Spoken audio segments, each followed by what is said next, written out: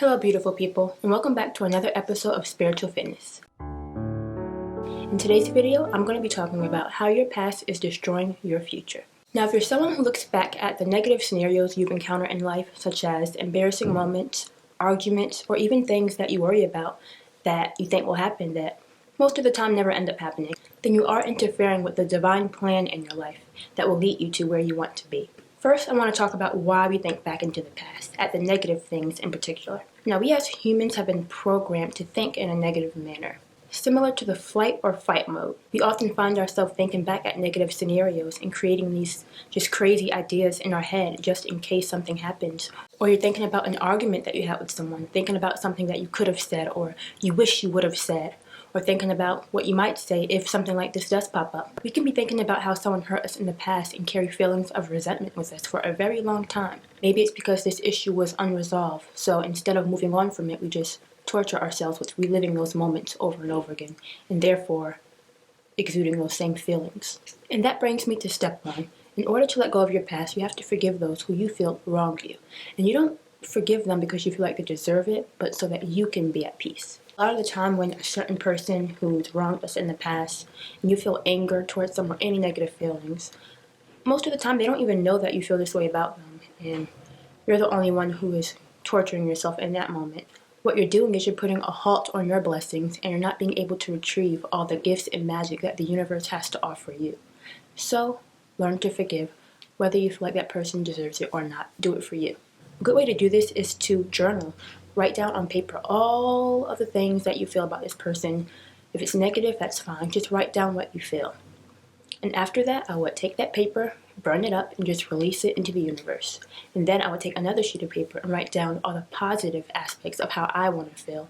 And write down in the present tense how I see my life and how I want to live going forward. Such as, I'm surrounded by loving and amazing people. I have a successful business.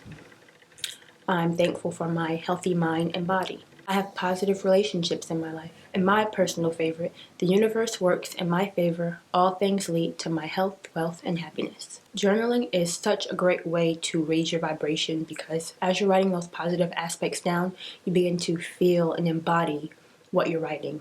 So therefore, it's like in that moment you're feeling what you want. And soon it will be yours. Soon you're going to be attracting those same experiences because what you feel is what you become, is what you create in your life. Meditation is also a great way. So this is not even new. There's meditation information out there everywhere. They even have meditation apps now.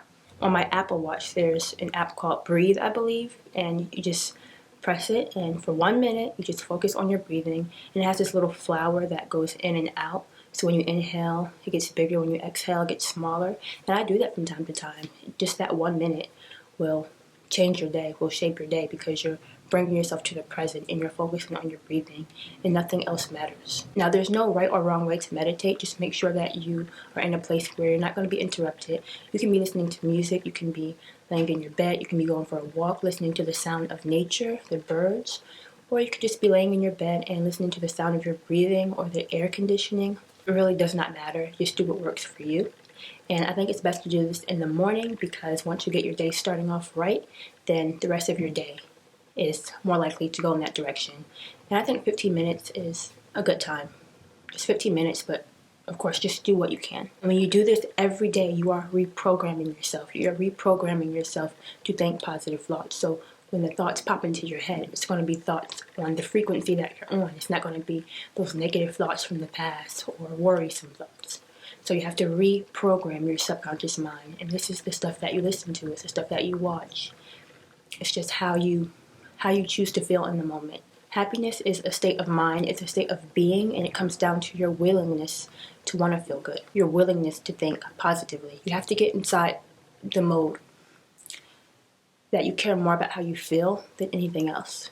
It's not about being right. It's not about winning an argument. You care more about how you feel than anything else. Think about it. You wouldn't want someone else to suffer or feel pain. So why do we torture ourselves sometimes with our thoughts? We have the power to change them. The thought can be changed. Of course, there are more serious topics. People that have depression and stuff like that. And there's nothing wrong with seeking help and getting counseling for that. But at the end of the day, we are all in control of our life. And it's up to us to take that next step to go in the right direction and to just be better, to feel better about life. We're all in control of our own lives, and nobody can think for us, nobody can feel for us. They can do things that can cause us to react, but it's how we choose to react to those situations what matters. Another great tool is to catch yourself in the moment. The moment you realize that you're thinking a negative thought, whether it's a thought from the past or the future, catch yourself in the moment. Realize what's going on and see that as a positive sign. It's a tool to let us know that we are not in the present moment at this time. If we keep thinking this way, the momentum's going to pick up and we're just going to attract more thoughts, more similar thoughts like that. I know Abraham Hicks talks about the 16-second rule. I believe it's 16 seconds. But yeah, if you're thinking a thought, then there's only a few seconds before more thoughts are going to attract that are similar like that, because that's how the law of attraction works. It goes very quickly. So within those few seconds, you have to realize and change your thought. And I do recommend researching more about Abraham Hicks. They have a ton of YouTube videos and they're wonderful spiritual teachers. So a good thing to do is to think of something in that moment. When you catch yourself thinking that negative thought, think about something that you can feel grateful for. Maybe it's your bed, maybe it's the food that you had this morning, maybe it's the beautiful weather, maybe it's the sound of the beautiful birds flying by and chirping.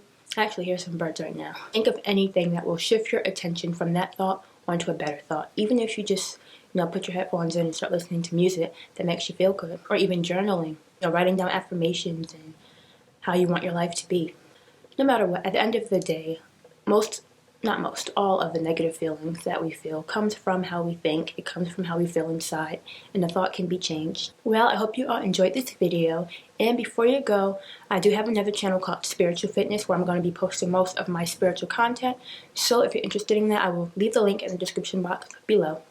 Make sure to subscribe. And once again, thank you so much for watching. Don't forget to like, comment, and subscribe. I'd really appreciate it. And I will see you next time. Remember to spread the love and stay spiritual. Signing out.